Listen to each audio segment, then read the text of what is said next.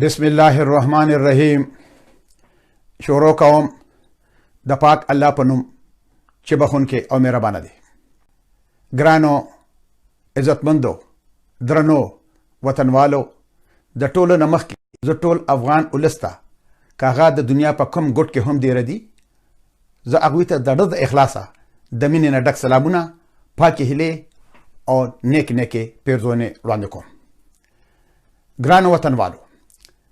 څنګه چې تاسو ته ما پیغام درکړی و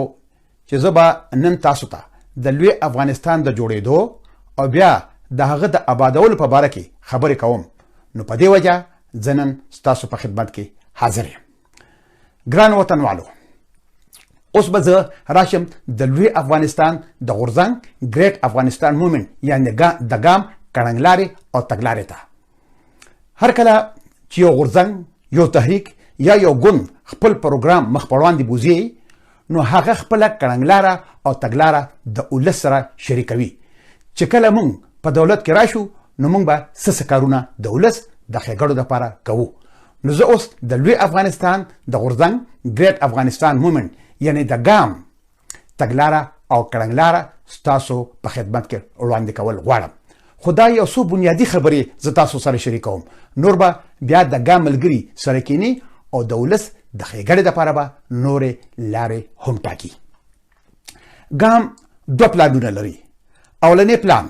چې د اباسین او د مارګلې د غرونو واخله تر د امو پورې به لوی افغانستان څنګه جوړیږي. دویم پلان بیا به لوی افغانستان څنګه آبادوو. یوازې جوړول نه دي، بیا به د خپل پلار نیکه وطن لوی افغانستان آبادول هم غواړي. نو ګرانو وطنوالو، زه به اوس اولنی پلان ته راشم. ما ته به خلکو ویل چې تا سره د لوی افغانستان د جوړېدو څه حل دی او تا سره د هغې څه پلان دی. ما به ورته ویل او دا مې په ټلویزیونونو څو واره ویلي دي، وایس اف امریکا ته مې هم په انټرویو کې ویلي دي چې یو زما سره سیاسي حل دی، دویم یې قانوني حل دی، او که چا په ما سیاسي او قانوني لارې بندې کړې نو بیا به زه د بنګالیانو په شانتې ټوپک ته لاس کوم. اوس به راشو په سیاسي لارو باندې. نو چونکې افغانستان مالا تذکره نه راکوي، نو موږ د ګام ملګرو بله فیصله وکړه قانوني لارو ته. د افغانستان او د برطانوي هند په منځ کې چې کومې معاهدې په 8 د اګست کال 1919 او په 22 د نومبر کال 1921 کې شوي دي، او بیا چې ویانا کنونشنونو کومې فیصلې کړې دي، نو د هغې ټولو په رڼا کې زمانه د دنیا یو طاقت هم دا قانوني حق نشي اخیستی چې زه اباسین ته ورسم. او د هغې بین الاقوامي او بین المللي کاغذاتو په رڼا کې ما ته د دې خبرې ضرورت هم نشته چې زه یا د هالینډ په هیګ ښار کې د عدالت نړیوالې محکمې ته لاړ شم او یا ملګري ملتونو ته لاړ شم، بلکې ما له هغه دواړه معاهدې او بین المللي کاغذات دا اجازت راکوي چې زه یو طرفه د اباسین پورې د افغانستان د خاورې دعوه وکړم او اباسین ته ورسم، او دا زما یو قانوني حق دی. دا اختیار صرف د افغانستان د دولت سره دی، او دا اختیار د پاکستان د جوړېدو نه مخکې د برطانوي هند سره هم و چې اوس هغه وجود نه لري. د ویانا کنونشن آن سکسیسز of states in respect of treaties چې هغه ته VCSSRT ویلی شي، او بل کنونشن چې د هغې نوم دی ویانا کنونشن آن د لا of treaties VCLT، د هغې په رڼا کې چې پاکستان کومې دعوې کوي هغه ټولې بې بنیاده او غلطې ثابتېږي، او د افغانستان دولت چې په کوم تاریخ خپل قانوني حق استعمال کړي نو بیا به هم په هغه تاریخ یو کال پس موږ قانوني طور اباسین ته خود به خود بلکې اټومیټیکلی ورسو. او پاکستان چې د افغانستان د دې قانوني حق د ختمولو دپاره کومې هلې ځلې کړي دي، نو د هغې ټولو ثبوتونو خلاف ما بین المللي طور قانوني حل رویشتې دی چې د هغې په وجه به د پاکستان ټولې دعوې هیڅ قانوني حیثیت نه لري. خو په دې به د قانون مطابق یو کال لګي. مطلب دا دی چې فرض کا نن کال 2018 دی، د مئی د میاشتې 12 تاریخ دی، او چې د افغانستان دولت حکومت برطانیې ته او پاکستان ته خپله پریکړه ور وړاندې کړي،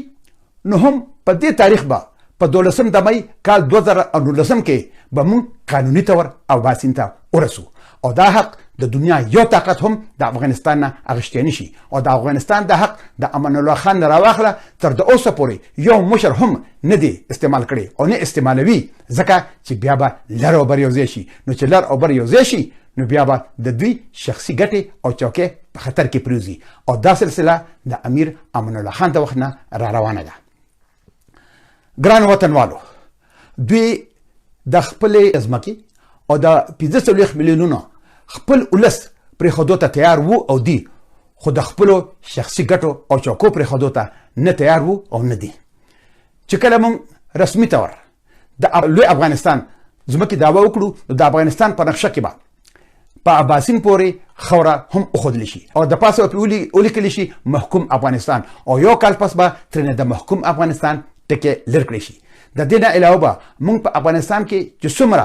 د بهرني هیوادونو سفیران دي هغوی به دعوت کړی شي، هغوی ته به د افغانستان نوي تاریخي سرحدات ور اخودل شي، بیا به متحده ایالاتو ته، یورپین یونین ته او ناټو ته هم خبر ور ولېږلی شي چې دا زمونږ اصلي وطن دی. په افغانستان کې به د پاکستان سفارت او نورې کونسلګرۍ ټولې وتړل شي او په پاکستان کې به هم د افغانستان سفارتخانه او کونسلګرۍ وتړل شي. خو لکه څنګه چې ما وویل چې په دې کې به یو کال پاتې وي نو خو بیا هم د محکوم افغانستان پښتنو له به په آزاد افغانستان کې تذکرې ورکول شروع شي. د لر او بر پښتنو کې به هیڅ فرق نه وي. په آزاد افغانستان کې به د لر او بر پښتانه برابر او مساوي حقوق لري. په دې یو کال کې چې هغه تولیدات او سیزونه چې په محکوم افغانستان کې تیاریږي نو چې کله هغوی افغانستان ته امپورټ کیږي نو په هغې به د ګمرک یعنی کسټم ډیوټي نه لګي، هغې ته به په هغه سترګه کتلی شي لکه دا سیزونه دا تولیدات چې په افغانستان کې جوړ شوي وي. خو که د پنجاب نه هم دغه سیزونه او تولیدات امپورټ کړی شي نو په هغې به 100% د ګمرک یعنی د کسټم ډیوټي لګي. ګرانو وطنوالو، زموږ د هیواد ګران افغانستان 15 ولایتونه دي چې 14 ولایتونه آزاد دي او بل ولایت د ډیورن نه د کرخ نه تر د اباسینه پورې محکوم دی. نو موږ څه هلې ځلې هم کوو نو موږ به 15 ولایتونه په نظر کې ساتو. بجلی د محکوم افغانستان ده، خام مال د محکوم افغانستان دی،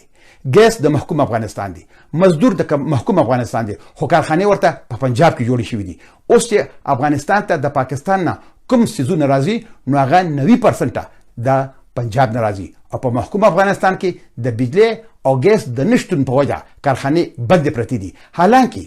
کوزه محکومه پښتونخوا د ټول پاکستان او 1% بجلی پیدا کوي او پښتونخوا ته صرف 11% بجلی ملاویږي. پښتونخوا د خپل ضرورت نه 2 چنده زیات ګیس پیدا کوي خو د ګیس درک په محکومه پښتونخوا کې هیڅ نه لګي. ګرانو وطنوالو، اوس به دې ته راشو چې موږ ته به د ټوپک راغشتو ضرورت کله پیښیږي. پوره یو کال پس به موږ قانوني طور اباسین ته ورسو، خو که پاکستان بیا هم زموږ وطن د ډیورن نه واخل تر د مارګلې د غرونو او د اباسین پورې نه پرېږدي او هغه به زموږ په خوره باندې خپل ځانونه وژني نو بیا به موږ د خپل وطن د اغشتولو لپاره ټوپک ته لاس کوو او د بنګالیانو لار به اختیار کوو. بیا به په آزاد افغانستان کې او په محکوم افغانستان کې چې د چا عمر 18 کاله او د هغې نه سیوا وي نو هغه به ټول راجمع کېږو او اباسین ته به روانېږو. ګرانو وطنوالو، خو اول به موږ ته د ټوپک راغشتو ضرورت نه پیښیږي ځکه چې ما ته پته ده چې زه به څه کوم او بغیر د ټوپک نه به موږ اباسین ته څنګه رسو. خو احتیاطاً به موږ هره خبره په نظر کې ساتو او هرې خبرې ته به چمتو اوسو. ملګرو، زما نه خلک اکثر دا تپوس کوي چې په 180 کاله کې لوی افغانستان جوړ نه شو نو ته بیا څه جوړ کړې؟ نو زه ورته وایم چې د اوسه پورې لوی افغانستان ځکه جوړ نه شو چې چا ژوول غوښتل نه د لوی افغانستان په سر خو صرف معاملې کېدلې او زه یې جوړوم نو ګوره چې جوړیږي او که نه جوړیږي لوی افغانستان به جوړیږي او د ده پلار به هم جوړیږي. نو د لوی افغانستان د جوړېدو نه پس به موږ څه کوو؟ اوس زه راځم خپل دویم پلان ته. زموږ دین اسلام دی، شکر الحمدلله من حیث القوم موږ مسلمانان یو او اسلام زموږ دین دی، په دې کې هیڅ د شک او شبهې خبره نشته. انصاف. حضرت علی رضی الله تعالی عنه وایي چې په کفر یوه ټولنه ژوندی پاتې کېدی شي خو په ظلم او بې انصافۍ یوه ټولنه هم ژوندی نشي پاتې کېدی. د هیواد قانون به د هر چا دپاره یو شانت وي څوک به هم د افغانستان د قانون نه بالاتر نه وي په عدالتونو په محکمو کې به هغه مقدمې چې هغه د مرګ نه وي نو هغه به زیات نه زیات په 10 ورځو کې او د مرګ فیصلې به زیات نه زیات په 4 میاشتو کې فیصله کیږي او دولت به د عدالتونو د فیصلو نه ځان خبر ساتي چې کوم فیصلو څومره وخت اغشته دي هغه غریبانان چې له چا سره د محکمې یعنی د عدالت پیسې نه وي نو هغه به دولت وکیل ورکوي چې داغه دفاع په عدالت کې وکړي او وکیل له به پیسې دولت ورکوي هر چاته به انصاف داغه کور ته ورسول شي معاش اقتصاد زموږ هیواد ګران افغانستان یو زرعي هیواد دی یعنی د کروندې هیواد دی زموږ د ولس د 80% نه زیات دارومدار په کرونده باندې دی او د کروندې انحصار زیاتره په اوبو باندې دی خو زه په تفصیل کې ځکه نظم چې زه به په اوبو باندې ځان له د آزاد افغانستان او په محکوم افغانستان کې یو ډېر لوی پروګرام کوم خو صرف دومره به ووایم چې موږ به په لر او بر کې د نهرونو یو جال خورو او هغه هلته به موږ د اوبو خور سیستم د موجوده زمانې د تقاضو مطابق جوړوو چې وطن مو د ترقۍ په لار باندې ګامزن شي او زموږ د ولس ژوند د آرام او خوشاله ژوند وګرځي د ګډو بيزو د مال مویشي دپاره د موجوده زمانې د سہولتونو مطابق به فارمونه جوړوږي د هر ولایت په ولسوالۍ کې به د هغې د دولت ټریکټرې ولاړې وي د هغوی به خپل مرکز وي چې هر کله د کروندې ورځې راشي هغه ټریکټرې به د خلکو په پټو کې کار کوي که د چا سره د ټریکټر د سرې یعنی د یوریا امونیم فاسفیټ امونیم سلفیټ او یا د تخم پیسې نه وي نو دا به دوی ته د دولت د اړخه په قرضو ملاویږي او چې کله فصل تیار شي او مارکیټ ته لاړ شي نو بیا به دولت دا پیسې بغیر د سود نه واپس اخلي دا به د دولت ذمہواری وي چې د افغانستان د تولیداتو لپاره په دنیا کې مارکیټونه ولټوي چې کوم تولیدات د ولس نه سیوا وي نو دا به د دولت ذمہواری وي چې د هغوی نه هغه تولیدات په پیسو د مارکیټ په قیمت واخلي او په محفوظ ځایونو کې کیږدي چې هر کله بیا د هغې کمې په مارکیټ کې راشي نو بیا د دولت هغه تولیدات مارکیټ ته راوباسي او دغسې به دولت هم د ولس د نورو کارونو دپاره پیسې ترلاسه کړي چې ولس ته ترې فایده ورسي ګرانو وطنوالو زموږ هیواد کې میوه ډېره زیاته کیږي هغه د انتظام د نشتون په وجه اکثر خرابه شي نو موږ به په هر هغه ځایونو کې په کومو ځایونو کې چې دا میوه زیاته کیږي کولډ سټوریجز یعنی د لویو یخچالونو لوی حالونه به جوړوو چې دا میوه پکې ډېر ورځې خرابېږي نه او دغسې به زموږ خلک ډېر پیسې ګټي او ژوند به په آرام وي په دنیا کې هغه هیوادونه چې هغه لا د ترقۍ په لار نه وي روان شوي نو د دنیا د هغې هیوادونو دپاره په انګلیسي ژبه کې یو اصطلاح استعمالوي چې هغې ته وایي لیست ډیولپډ کنټریز یعنی کم ترقی یافته ملکونه نو په هغې کم ترقی یافته هیوادونو کې افغانستان هم شامل دی نو بیا د دنیا هغه هیوادونه چې کم یا ترقی یافته دي او یا د ترقۍ په لاره باندې روان شوي دي د دې کم ترقی یافته هیوادونو لپاره یوه ښېګړه کړې ده چې دا کم ترقی یافته هیوادونه هم د ترقۍ په لار باندې روان شي هغه ښېګړه دا ده چې د دې کم ترقی یافته هیوادونو نه کوم سامانونه هغه نورو هیوادونو ته ځي نو یو خو به په هغې باندې کسټم ډیوټي نه لګي او بل به په هغې کم ترقی یافته هیوادونو د کوټې قدغن هم نه وي چې دومره مال به تاسو راوړی شئ او دومره به نشئ راوړی بلکې چې څومره راوړی شئ نو هغه به تاسو راوړی نو دا د کم ترقی یافته هیوادونو لپاره یوه ډېره لویه ښېګړه ده خو د بده مرغه د دې ښېګړې نه افغانستان د اوسه پورې هېڅ فایده نه ده چوته کړې نو د هغې دپاره د بحیثیت د یو بین المللي تجار زه مربوطې او ګټورې منصوبې لرم چې موږ به د دې نه څنګه د خپل ولس دپاره ګټې پورته کوو پکار ده چې په وطن کې د کارخانو یو جال خور شي موږ به په کاټیج انډسټریز کې یعنی هغه انډسټري چې هغه وړې کارخانې دي په هغې به موږ ډېر زور اچوو دا وړې کارخانې دا به په هر ځای کې لګي او خاص کر په دې کې به زموږ خویندې میندې کار کوي چې د هغوی معاشي حالت ښه شي چین د کاټیج انډسټري نه شروع کړې وه او نن کوم ځای ته ورسېدل د دې نه علاوه به موږ غټې کارخانې هم د هغې څیزونو لپاره جوړوو چې هغه زیاتره موږ د بهر نه راغواړو چې څوک د تجارت لپاره یا د کارخانې جوړولو لپاره یا د بل څه لپاره کمپنۍ جوړول غواړي نو د 2 غنټو نه تر د 1 اونۍ یعنې د 1 هفتې پورې به دوی ته لایسنس میلاویږي په افغانستان کې چې کومې لویې پروژې په میلیونونو او میلیارډرو ډالرو پورې اړتیا لري نو د هغې منظوري به په یو میاشت کې ورکړل کېدی شي او هغه ټوله کاروي به په یو امارت په یو بلډینګ کې دننه کېږي هغوی ته به بل ځای ته د تلو ضرورت نه پیښیږي او چې چا خپل کار په وخت ونه کړو نو هغه به دا حق بیا نه لري چې هغه په دغه چوکۍ باندې خپل دندې ته دوام ورکړي. موږ به د دنیا هغه خلکو ته په افغانستان کې داسې حالات برابرو چې هغوی په افغانستان کې پانګوالي وکړي او د هغې دپاره په دنیا کې یو لفظ استعمالیږي BOT build operate and trade یعنې دا خلک به راځي کارخانې به جوړوي سامانونه به جوړوي او بیا به نورو هیوادونو ته لیږي خو چې کله دوی د څه خاص وخت دپاره خپلې پیسې سره د منافع وګټي نو بیا به دا کارخانې افغانستان ته مفت پرېږدي. دا د دغې BOT قانون دی. په هر ولایت کې به د دارو درملو کارخانې جوړیږي چې موږ د نورو هیوادونو نه دوای نه راغواړو د میلیارډونو ډالرو دوای موږ راغواړو خو په افغانستان کې مو یوه کارخانه جوړه نه کړه. په افغانستان کې به د اسپتالونو یو جال خورېږي چې زموږ ولس نورو هیوادونو ته د علاج دپاره نه ځي او په علاج یې کمه نه کمه خرچه کېږي. که زموږ سره د ډاکټرانو کمی وي نو موږ به ځینې کسان ځینې سپیشلیست ډاکټران هغه موږ د بهر نه راغواړو تر د هغې پورې چې تر څو پورې زموږ خپل بچي ډاکټران شوي نه وي. غریبانانو ته به هیلث کارډ ملاویږي یعنې د صحت دپاره به دوی ته یو کارډ ملاویږي چې د هغوی علاج به مفت کېږي د هغوی خرچه به په افغانستان کې دولت پوره کوي. فساد یعنې رشوت چې کوم بنده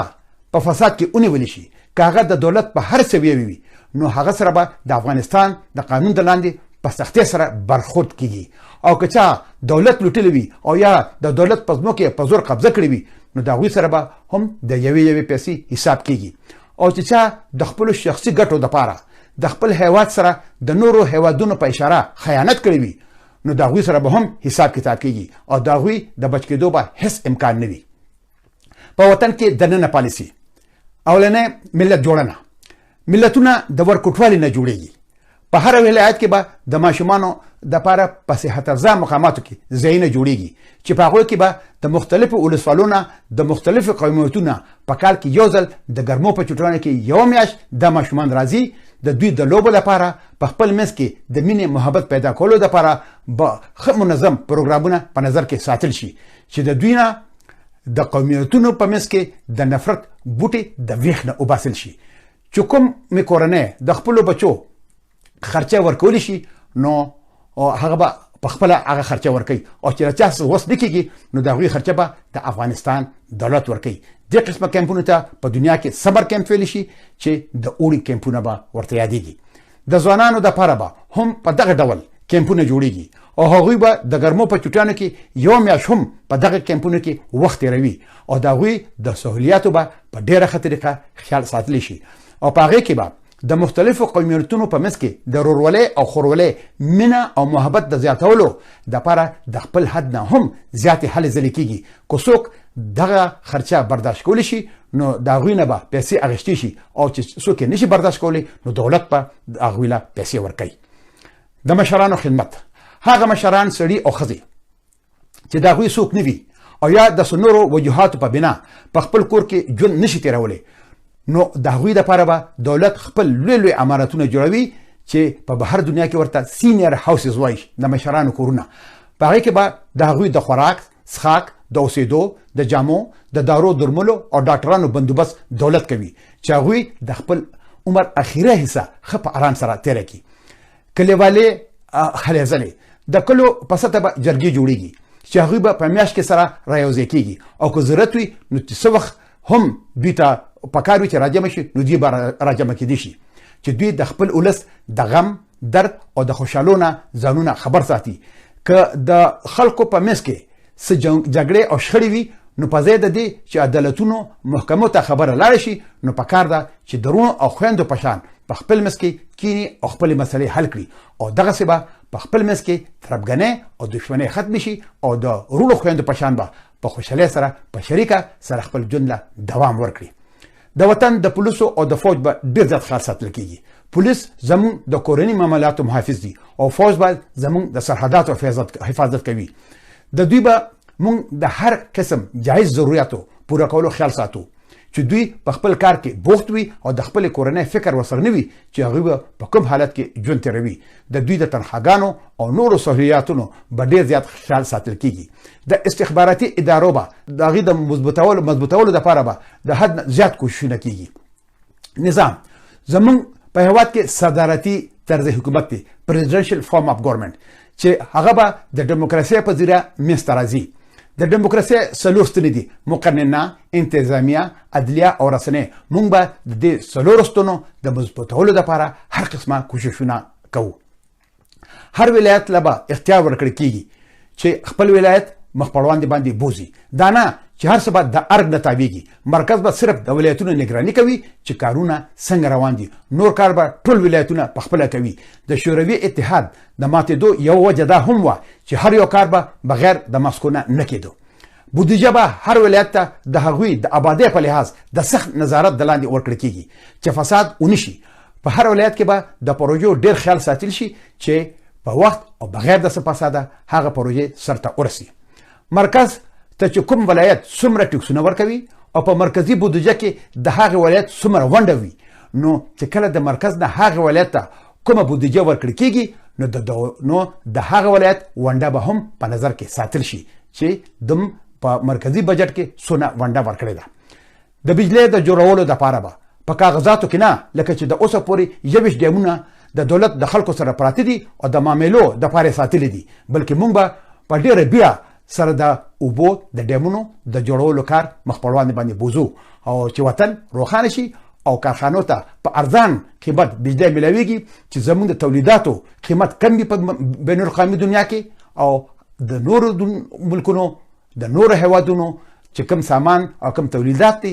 چې هغه زموږ د تولیداتو د قیمت په لحاظ سره مقابله نشي کولی. نور خو به زه سویم د بندونو متعلق،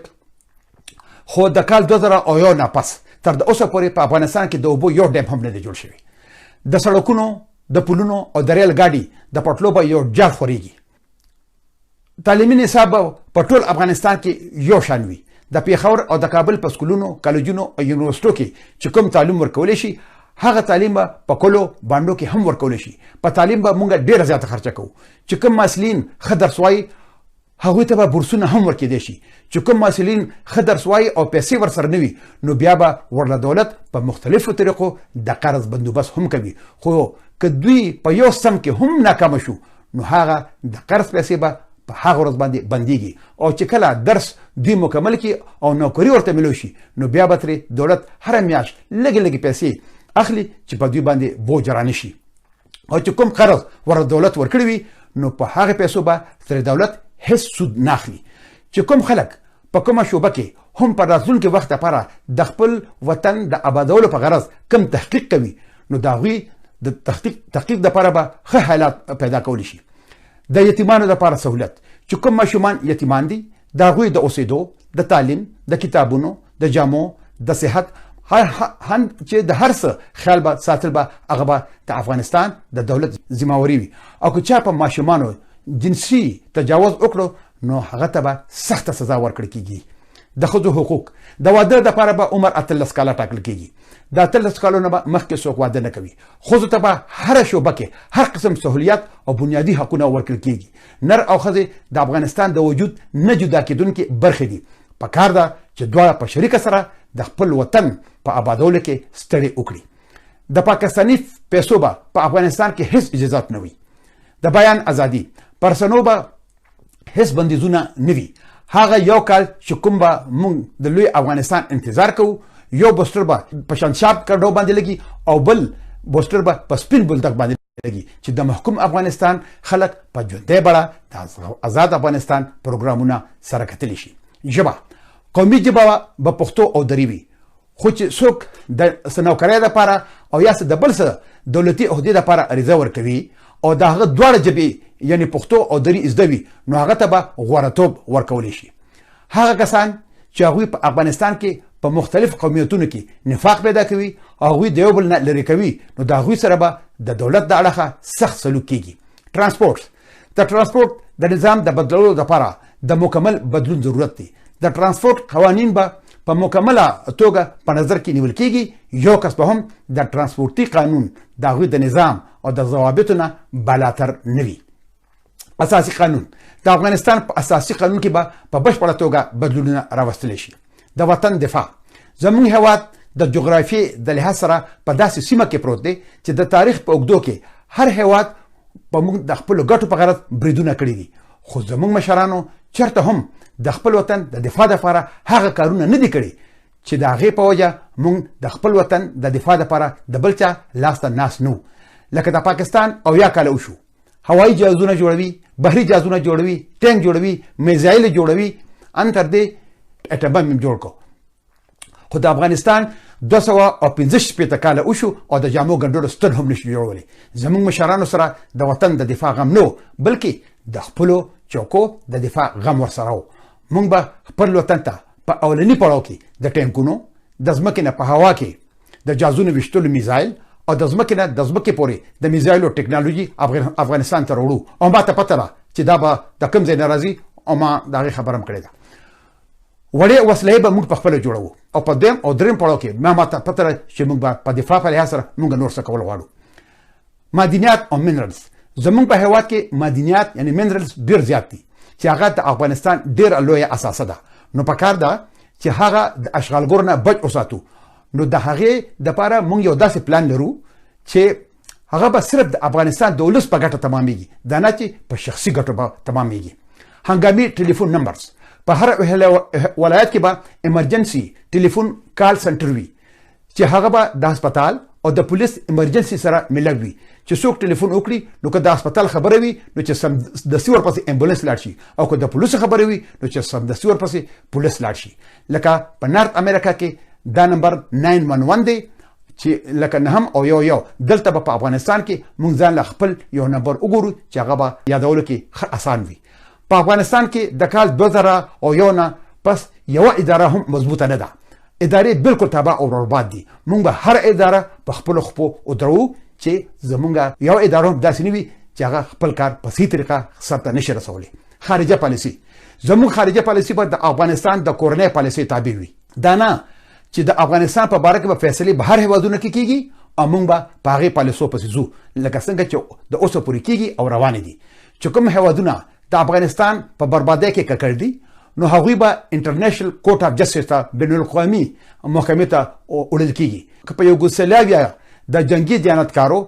او بشري حقوقو پایمال کول خپل منطقي انجام ته د رسولو دپاره بین المللي ټریبونل جوړیږي نو د اوسه پورې د افغانستان لپاره ولې جوړ نشو؟ په دنیا کې د افغانستان سفارتخانو کې اکثره ډیپلوماتان د دولت دپاره کم او د خپل ځان دپاره زیات کار کوي. خپل ولس ترېنه پوزې ته راغلی دي. په دې کې به هم ښه په تفصیل سره بدلونونه راوستل غواړي او د دې دپاره به یو خاص قانون منځته راوړل کیږي چې خلک بیا د خپلو سفارتونو نه خفه نه وي. په هر ولایت کې به د کرکټ، فوټبال، ولیبال، باسکټبال او داسې نورو لوبو دپاره ګراونډز او نور ترتیبات په نظر کې ونیول شي. د بوټو ونو لګول دپاره به ډېر زیات کوششونه کیږي چې د صحت دپاره ماحول سازګار وي. ماشومان به کار نه کوي، په هغوی به د کار کولو پابندي وي. که مور او پلار هغه سبق له نه لیږي او کار پې کوي نو هغوی له به سزا ورکړل کیږي. ماشومان به صرف درس وایي. د صفا اوبو بندوبست به کیږي چې د خلکو صحت ته نقصان ونه رسي. بشري حقوق د بشري حقوقو به ډېر زیات خیال ساتل کیږي چې په 10 د دسمبر د کال 1948 کې په پیرس کې د بشري حقوقو دپاره کم دغه ټاکل شوي دي چې د کم بشري حقوق دي د هغې به ډېر په صحیح طریقې سره خیال کیدی شي چې موږ په خپل وطن کې د بشري حقوقو ښه حفاظت وکړو او زموږ خلکو ته څه نقصان ورونه رسي. ګرانو وطنوالو، اوس مو په لویه لاس سپارم. تل دې وي پښتو، تل دې وي پښتونولي او تل دې وي زموږ د پلار نیکه خوږ وطن لوی افغانستان.